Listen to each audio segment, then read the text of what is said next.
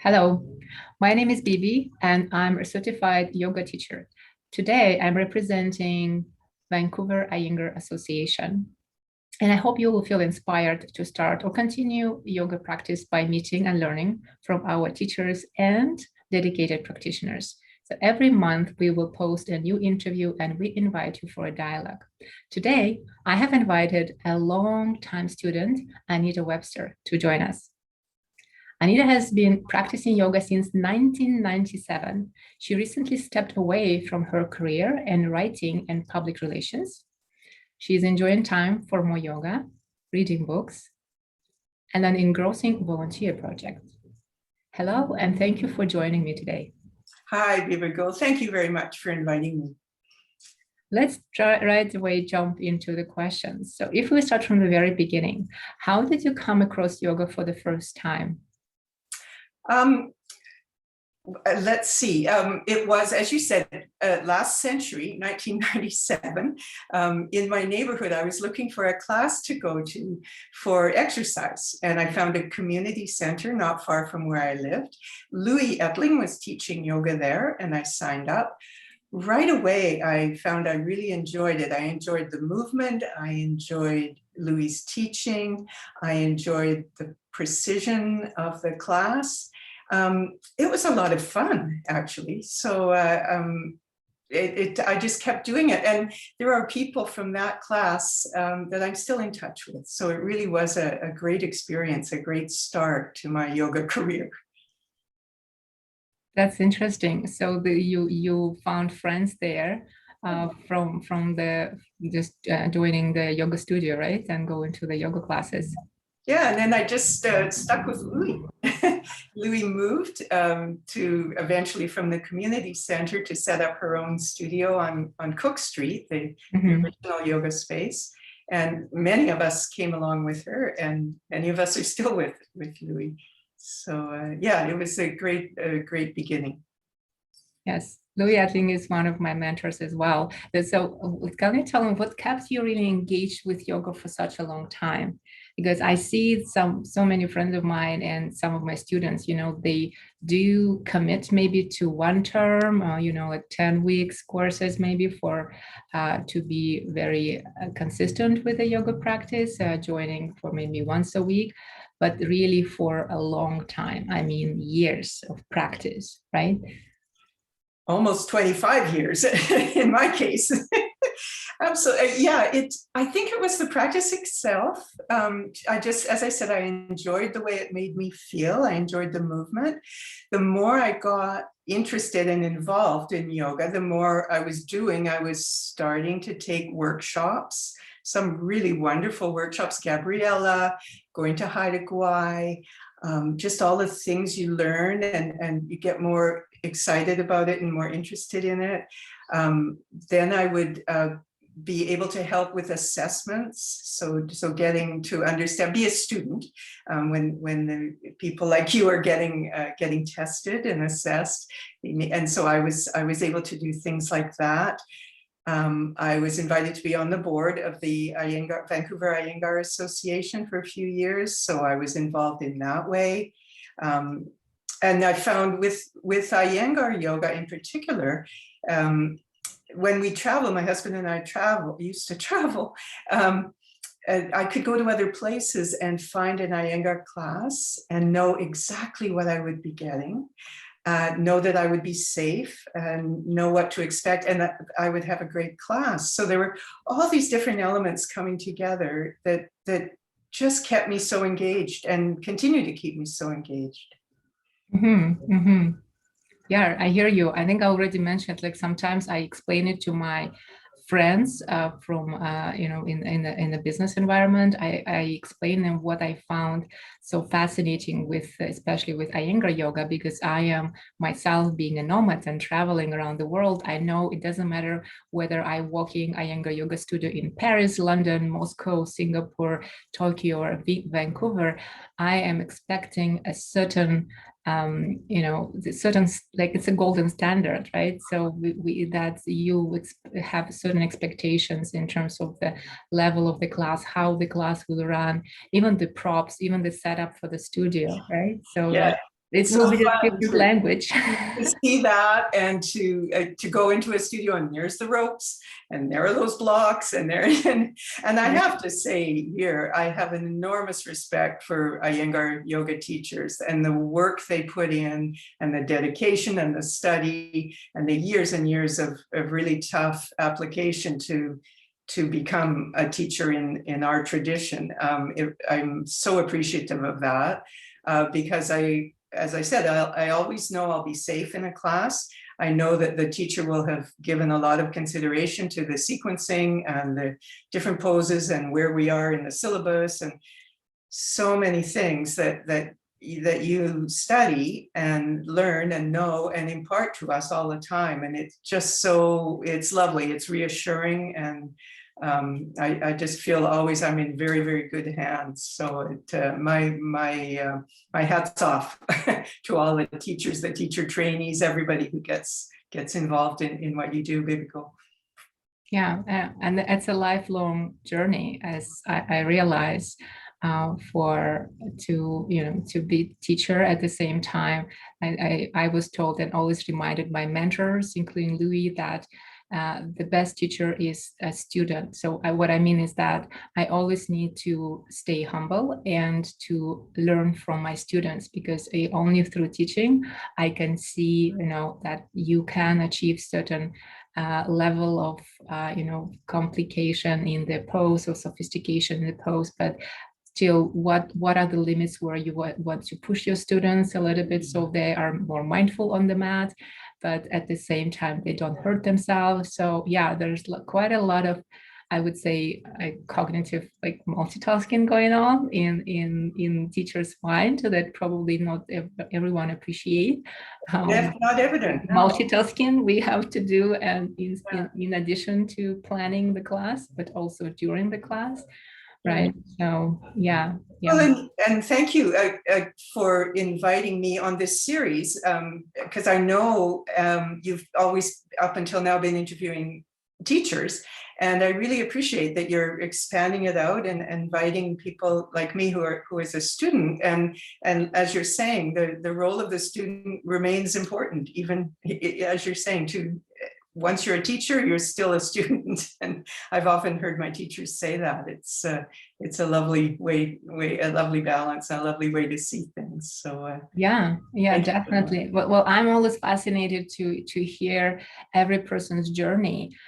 Because I found myself, as we were talking about, like being a nomad. Whenever I walk into the yoga studio, that's a place that I call home. This is a place for peace, to ground yourself, to find, whenever I can find a place to open a mat, even sometimes without a mat. Somewhere in the transition zone in the airport, you will do some yoga poses to ground yourself, to recharge yourself, right? So but I'm always fascinated with everyone's story, because I find that this is where we can learn and take some pieces of wisdom. So could you tell us a little bit about you? So who is Anita, and maybe how yoga impacted your work, family, different aspects of your life during these years of practice? I think what pops to mind right away, Bibi, is in the introduction, you mentioned that I'm involved with a very engaging volunteer project at the moment, I retired from my work a couple of years ago. The project I'm involved with is I'm board chair this year of an organization that houses women and children who are fleeing violence at home. And it's a pretty important issue for all of us right now. And this organization, the Dixon Transition Society, is a wonderful organization and really does make a difference to these women's lives and their children. So I'm spending a lot of time working on that right now and getting a lot out of it. I'm really happy to be able to help. It's very interesting. I'm learning a lot. Pretty soon we're going to be looking for more board members. So I invite anyone, any of the people who are watching today, if they're interested in finding out more about that society or ways that they might be able to help, they could get in touch with me through the Iyengar Association, if that's okay with all of you. And I could tell tell them more about what's involved. But I'm very proud and happy to be happy, glad to be able to help that organization. It shouldn't have to exist at all, but it does. And so I feel grateful that I can do something. And when I'm not doing that, a little bit more, Anita. So are there any requirements, people will be asking, like maybe background or interest? Is there any requirements that are needed to be? We have different kinds of roles. We have roles on our board, but we also have volunteer positions that are within the organization for the running of the houses, because it's a series of different housing stages for women and their kids. Sometimes people are driving or buying groceries or being on the board, which runs the organization. And we are looking for people with a variety of backgrounds, maybe legal or accounting or human resources. At different times it varies. So it would depend on what people we meet with and what stage we're at. So it'd just be good to chat with anyone who's interested, and we could find out if it would work. Thank you. I'm sure that our board will be happy to share that information and spread it, and probably someone will outreach you. So we will put it in the description, the link, and maybe your email, or whatever contacts you would like to share with the audience. And I wanted to reflect on what you've said, because I am very new, quite comparatively new to Canada. And what was one thing that really got my attention, and I was quite impressed that you managed to build, and you are building and working on building society that is really caring. I have, being a nomad and traveler, I haven't heard about so many people are happy and eager to volunteer, which is, you do put the most valuable resources, our time, lifetime, and what do we spend time in, right? So even especially myself coming from the business background, when every person is, time is money, deliver things and do everything, everything needs to be measured in the monetary kind of dimension. But I was quite impressed, and one of my work opportunities started here from me serving at the Immigrant Association Society, helping refugees and with and children with the families. And that was interesting experience. So I think that that's great, really, really great job that we are doing here, because back where I come from, people are just left for themselves, they're in survival mode. And with all these situations that your organization is helping with, they're just left for themselves. And, okay, it's your personal life, personal problem. You kind of created this for you. It's whatever, your karma, and go to sort it out, right? But every situation, life situation is different. And to be able to outreach for help, it can be a question of life. And that's so. We live in a wonderful country. We have a great, strong social safety net and services available. Not enough, probably, but yeah, certainly when you tell a story like that, Bibi, it reminds me how much support there is for people living here, and the care and concern that people have for each other and ways to try and help. So it's and I've found in my years of doing, we have a big staff at Dixon Society, paid workers as well. My role is, and the other board members are volunteers, and I've been very lucky that I've had the ability to volunteer throughout my career, and it very rewarding. And I've met the nicest people, and I've learned so many things, and it really is a great way to give back and be part of the community and part of the society. And a lot of those kind of organizations are run through a group of volunteers. So it's quite amazing, really, when you think of it. It's people giving their time and energy and expertise to keep a business really running. So yeah, it's great. It's been a wonderful experience. Thank you, Anita. And let me, if I also will go back to my question. So during these years, did you observe any changes that maybe the yoga practice brought into any other aspects of your life in general?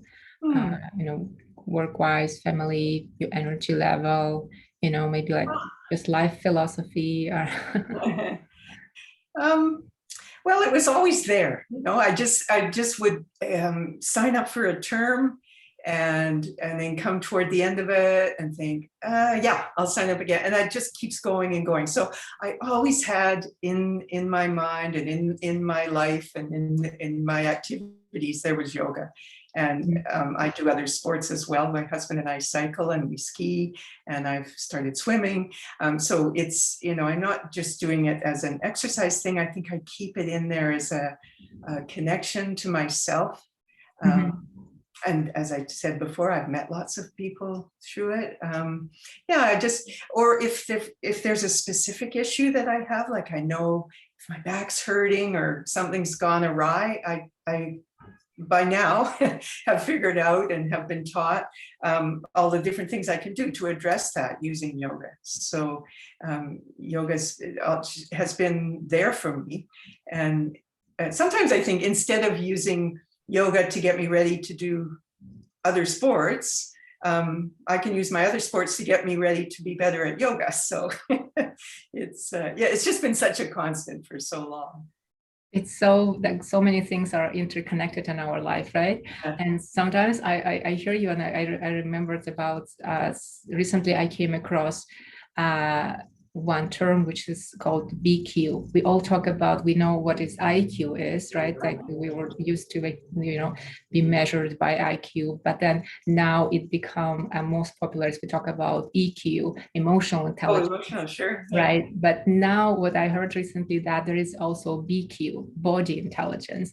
So what I feel that my decision making in terms of keep going with, crazy schedule, work, career, my full-time master's in London, along the way, for some reason, my body will tell me, I cannot explain it in other way, that I do need to keep up with my yoga practice. And even, I just woke up and one said, okay, it looks like the better way to learn yoga for me is to become a certified Iyengar yoga teacher. Right. So I think that there's we can rationalize everything with our, brain, cognitive part of the brain and, neocortex. But I feel that some of the decisions are grounded in the, and go from this BQ center. That's so interesting. I love it. Yeah, I hear it. So this is something maybe I will do more research about, like we keep talking about body-mind connection. And many of my successful business friends, they always ask me like, so how did you turn again into a yoga teacher? So thank you very much, Anita. I will ask you the last question. If you would be asked to give only one advice to our audience from the height of your years of experience, what would that be? Oh, well, again, I'm student, not teacher, but I think for me, what I do and tell myself is just put the mat out. And so I don't feel like it sometimes. And sometimes I just go and sit on it and think about it and look around. Very seldom have I then got up and rolled up the mat and walked away. But usually then you do one thing or another thing. And next thing you know, you're back and you're doing I've thought of a sequence, or I have a book that I've copied it from, or I remember the last class I was at. And as long as I always think, as long as I'm not wearing jeans, when you're wearing jeans, it's really hard to do yoga, but almost anything else, if you're sitting there on this mat, very often you'll start, and then the next thing you know, you've had 10 minutes, 20 minutes, something like that. So it's just the idea to get going. And interesting, just lately I came across this story that was in the New York Times about the pandemic and how people are, this term languishing. We're not thriving and we're not depressed. We're sort of stuck in the middle and half frustrated and bored. And that was a good word. And the antidote to that is this state of flow. You've maybe heard that term. And I can get into a state of flow with yoga because you're just going, you're thinking about the poses, you're focused on that, and it's lovely. You know, it gets you moving again, and it gets you focused on something positive for yourself. And so it's a way of dealing with our difficult pandemic times that's affecting everybody so much right now. Yes. Thank you very much, Anita. I was like smiling so happily and when I said, just open your mat and start from one pose, right? And not complicated, is it? The body will heal itself. We had so much potential, and that's exactly like, you know, I hear amongst my business friends, entrepreneurs, like they all talk about the creative flow and everything, but thinking about flow is not actually doing it. So I am like saying to them, how do you do it? So by doing Hatha yoga, you actually get into that state. Your body, all your biochemistry turns your brain into the right state of creative productivity, and then you are in flow state. Next thing you know, right. It's really, it's wonderful to experience, isn't it? So yes, definitely. And so, Anita, I would like to end our interview on this note. So thank you very much for your time. And to our audience, I would like to remind you that we would like to have this as a conversation, as a start for a conversation. So please feel free to post your comments, questions in the comment section below, and we will be happy to come back to you with answers to your questions. And remember to subscribe to our channel. Talk to you soon. Thank you, Anita, again. All right. Thank you, Bibi. Bye-bye. Bye.